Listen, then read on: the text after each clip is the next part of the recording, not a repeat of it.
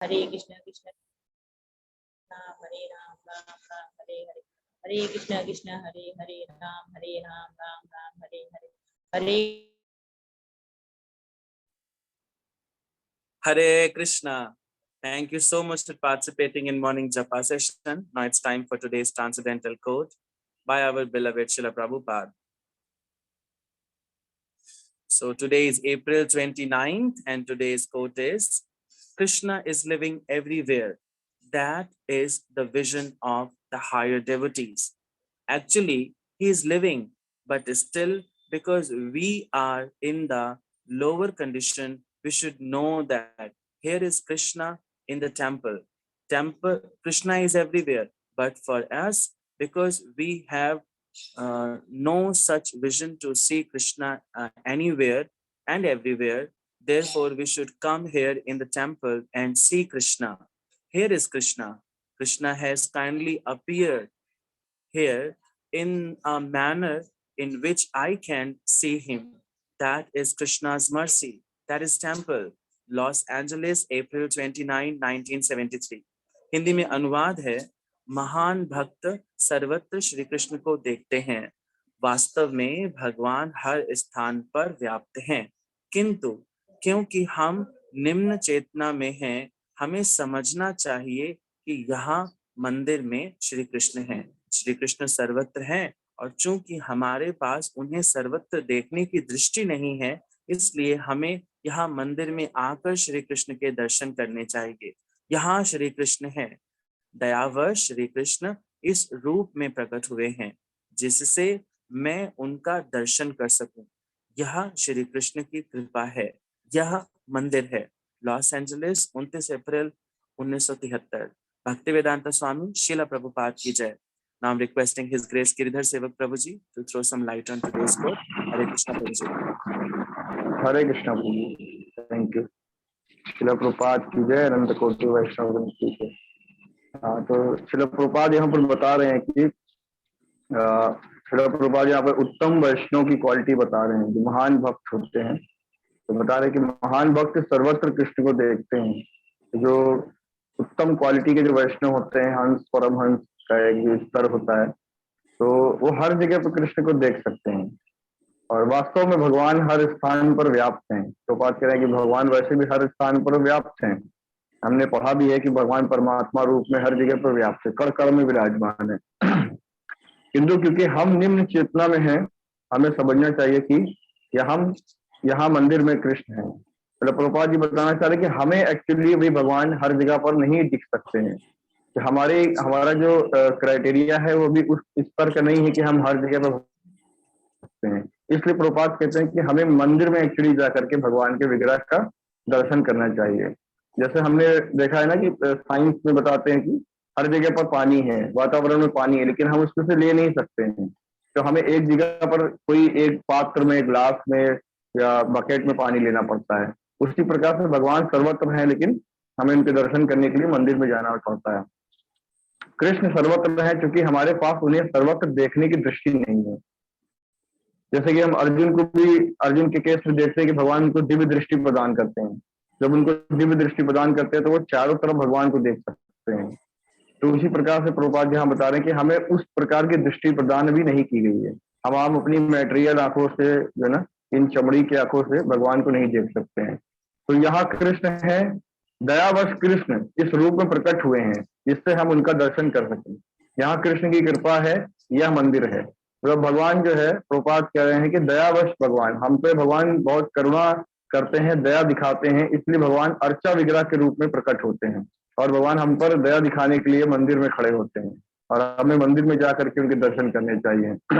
जैसे जो उत्तम वैष्णव होते हैं वो अलग अलग एग्जाम्पल्स देकर के भी बताते हैं। जैसे कि श्रील प्रभुपाद अगर किसी भी चीज को कृष्ण से जो है रिलेट कर देते थे। जैसे कोई पेड़ खड़ा है तो प्रभुपाद बताते थे कि ये पेड़ जो है कृष्ण की शक्ति है।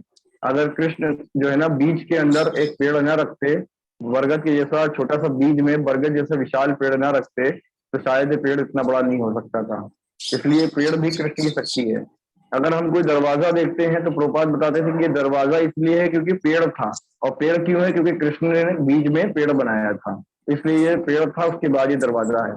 तो जो उत्तम वैष्णव है वो हर चीज में भगवान को ढूंढ लेते हैं, लेकिन अभी हम उस स्तर पे नहीं है। इसलिए प्रभुपाद यहाँ पे बताना चाह रहे हैं कि हमें अभी मंदिर में जाकर के भगवान के सर्वत्र दर्शन कर वहां पर विग्रह के दर्शन करने चाहिए।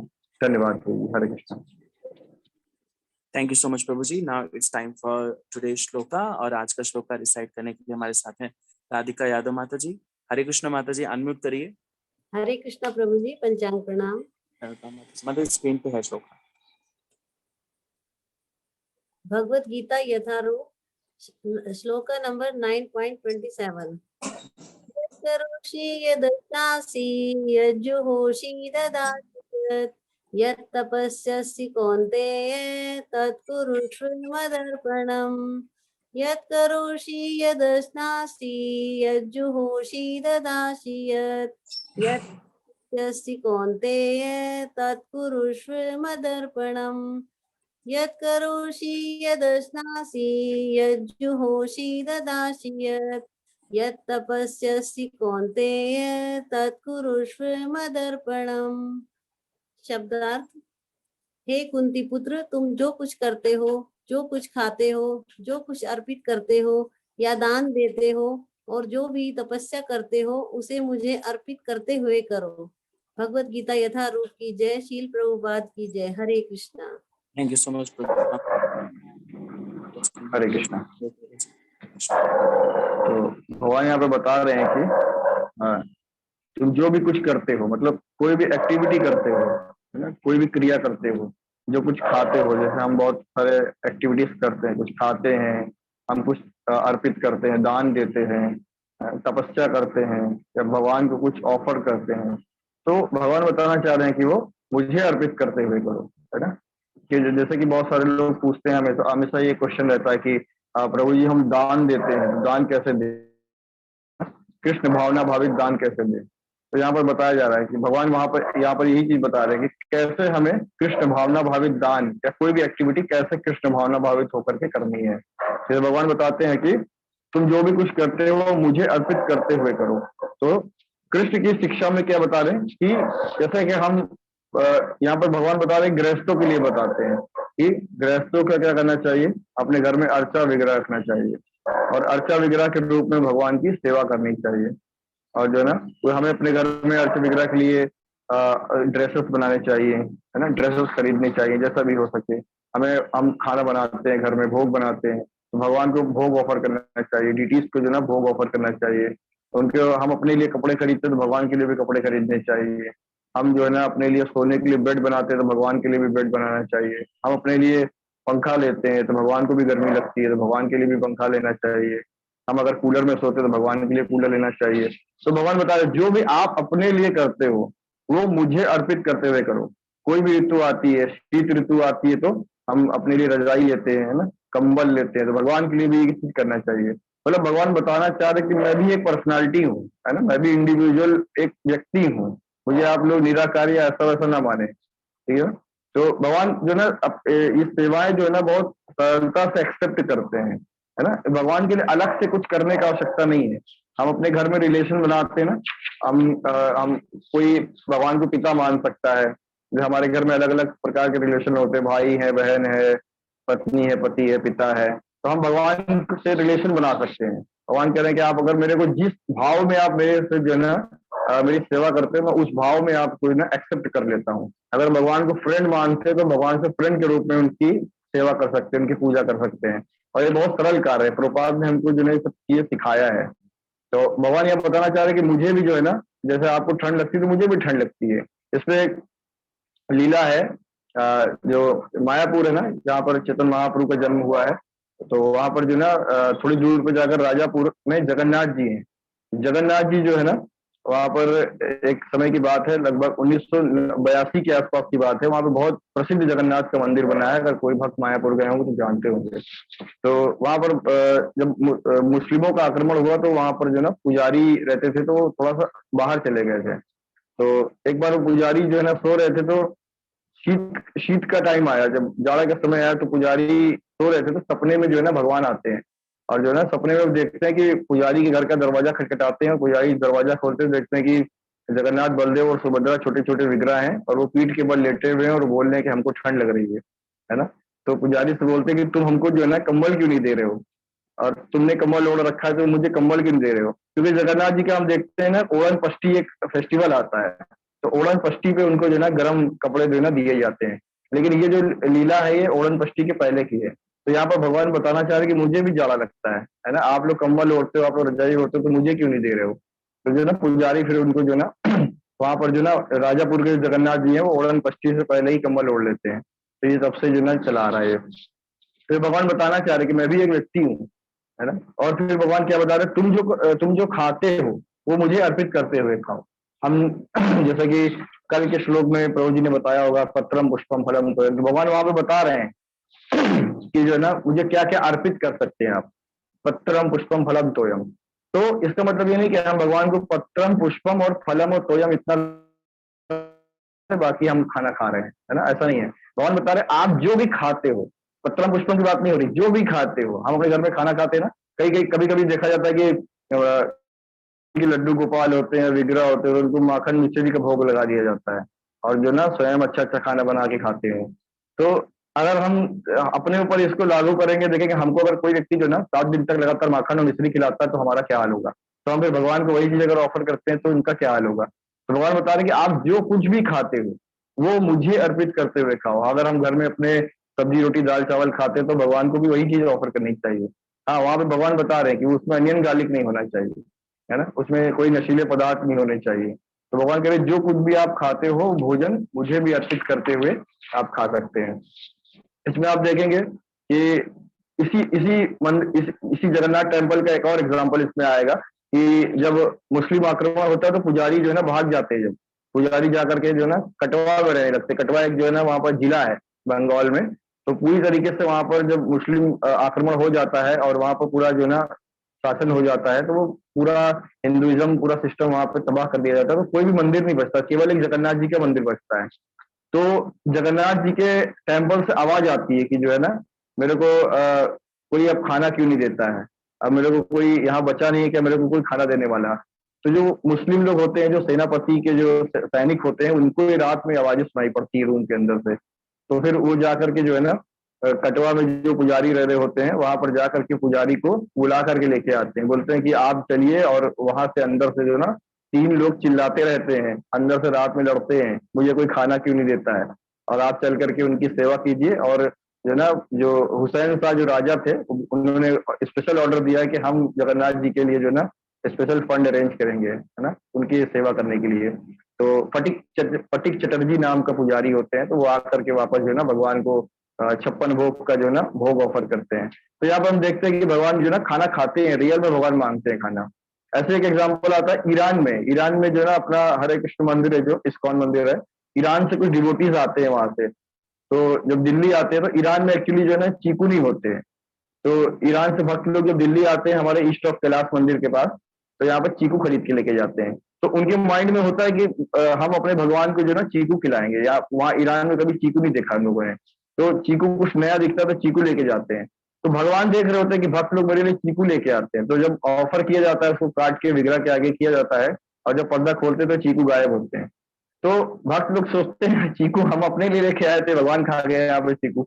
तो भगवान का क्या मनसा थी कि भक्त लोग रास्ते भर यही सोचते हुए आए थे कि चीकू जो है ना हमारे लिए, हम भगवान के लिए चीकू लेके जा रहे हैं, चीकू लेके जा रहे हैं, मतलब जो ना भगवान चीकू खाएंगे। तो भगवान सोचते हैं कि भक्तों ने ये तो बताया, ये तो माइंड में सोचा ही नहीं था कि हम अपने लिए खाएंगे चीकू।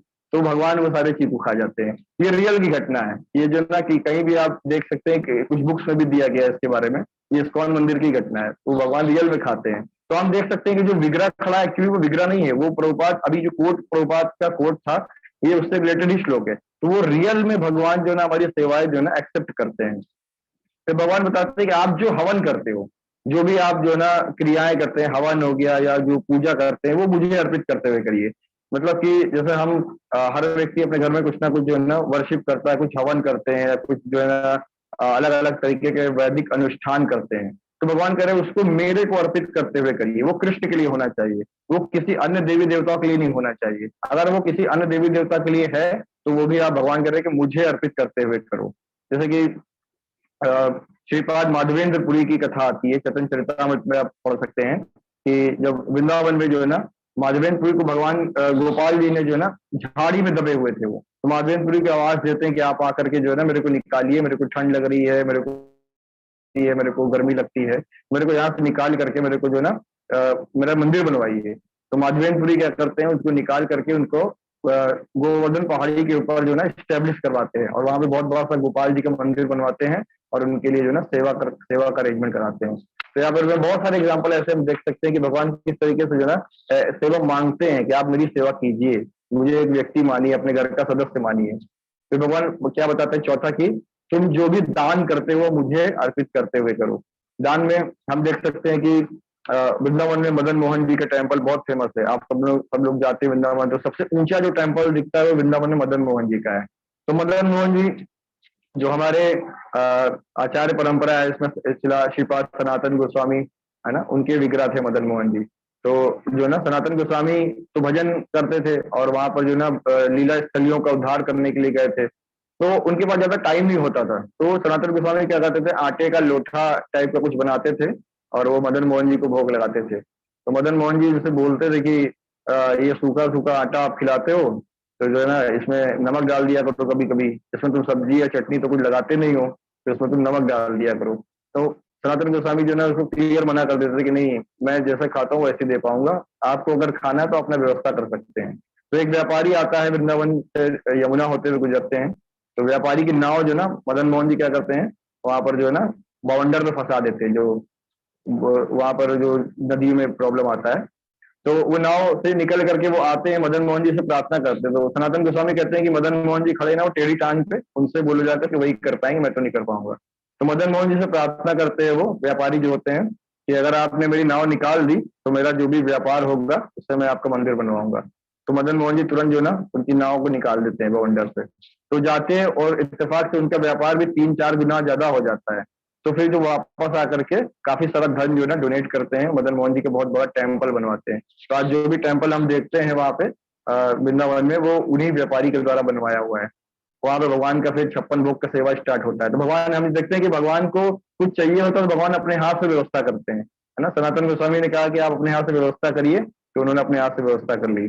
फिर भगवान बताते हैं कि आप जो भी तपस्या करते हो, है ना, जो भी तपस्या करते हो वो भी मुझे अर्पित करते हुए करो। तपस्या का मतलब है कि लोग ध्यान करते हैं, आज बहुत सारे अलग अलग प्रकार की तपस्याएं कर रहे हैं, तो ध्यान करते हैं। तो ध्यान मतलब, तो प्रभुपाद बताते हैं कि ध्यान जो है सतयुग का फॉर्मूला है, ध्यान अभी के युग के लिए फेवरेबल नहीं है, तो आप ध्यान अभी नहीं कर सकते। लेकिन हमारे लिए क्या है, हमारे लिए कलयुग में हरे कृष्ण महामंत्र है। तो प्रभुपाद बताते हैं कि आप हरे कृष्ण महामंत्र को अगर जपते हैं तो वो सबसे बेस्ट तपस्या है।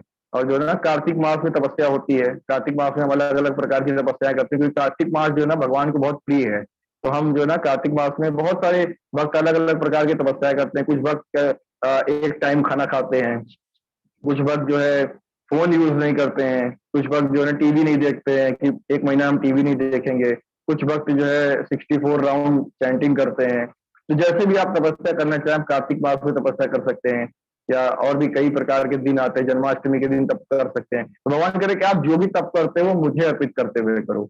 और ऐसे भगवान बताते हैं कि अर्जुन को बताते, कौन शब्द इस्तेमाल करके बताते हैं कि तुम कौन मतलब तुम कुंती को, मतलब मेरी बुआ जो कुंती है उनके पुत्र हो। तो उनके एग्जाम्पल देते हैं कि तुम्हारी जो माता कुंती है वो जितना भी आज तक जो भी क्रिया की, उन्होंने जो भी दान दिया, जो भी तप किया, जो भी प्रसाद पाया, जो भी जो है ना पूजा की, जो भी हवन किए, वो सब कुछ उन्होंने मुझे अर्पित करते हुए किया है, इसलिए वो मुझे सबसे ज्यादा प्रिय है। और वो मुझे प्रिय है इसलिए पांडव भी सबसे ज्यादा मुझे प्रिय है।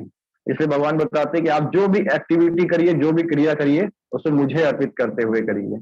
हरे कृष्णा भाई, धन्यवाद। Thank you so much, Prabhuji, for such a nice explanation. Now it's time for Shloka of the Week for revision. So Shloka of the Week for revision पे जाने से पहले मैं कल का श्लोका अलॉट कर दे रहा हूँ। कल का श्लोका रहेगा नेक्स्ट श्लोका, दैट इज 9.28, और रेसिटेशन के लिए मैं नेम सेलेक्ट कर रहा हूँ सुरेंद्र शर्मा प्रभु जी का। प्रभु जी अनम्यूट करके कंफर्म कर दीजिए। सुरेंद्र शर्मा प्रभु जी, हरे कृष्णा। सुरेंद्र शर्मा प्रभु जी, okay, he is not available I think. Surjit प्रभु जी, आप करोगे कल का श्लोक का रेसिटेशन? सुरजीत कुमार प्रभु जी। ओके प्रभु जी, कल का श्लोक आप रिसाइट करोगे? यस प्रभु जी, कर लेंगे कर लेंगे। ओके, सो कल का श्लोका रहेगा सुरजीत प्रभु जी का। एंड कल का जपा अलॉट हो चुका है। कल का जो जपा कराएंगे सुब्रमण्यम प्रभु जी। यस, सो यस सुब्रमण्यम प्रभु जी, कल का जपा आपका रहेगा। ओके, हरे कृष्णा प्रभु जी। ओके, कल का जपा आपका रहेगा। So now it's time for the revision. मैं स्क्रीन शेयर कर रहा हूँ श्लोका रिवाइज कराने के लिए। सो श्लोका, सो द फर्स्ट, हमारे पास 2 श्लोका है इस वीक में। तो फर्स्ट श्लोका इज 4.7। यदा यदा हि धर्मस्य ग्लानिर्भवति भारत अभ्युत्थानमधर्मस्य तदात्मानं सृजाम्यहम्। यदा यदा हि धर्मस्य ग्लानिर्भवति भारत अभ्युत्थानमधर्मस्य तदात्मानं सृजाम्यहम्। यदा यदा हि धर्मस्य ग्लानिर्भवति भारत अभ्युत्थानमधर्मस्य तदात्मानं सृजाम्यहम्। Next one is 4.8. परित्राणाय साधूनां विनाशाय च दुष्कृतां धर्म संस्थापनार्थाय संभवामि युगे युगे।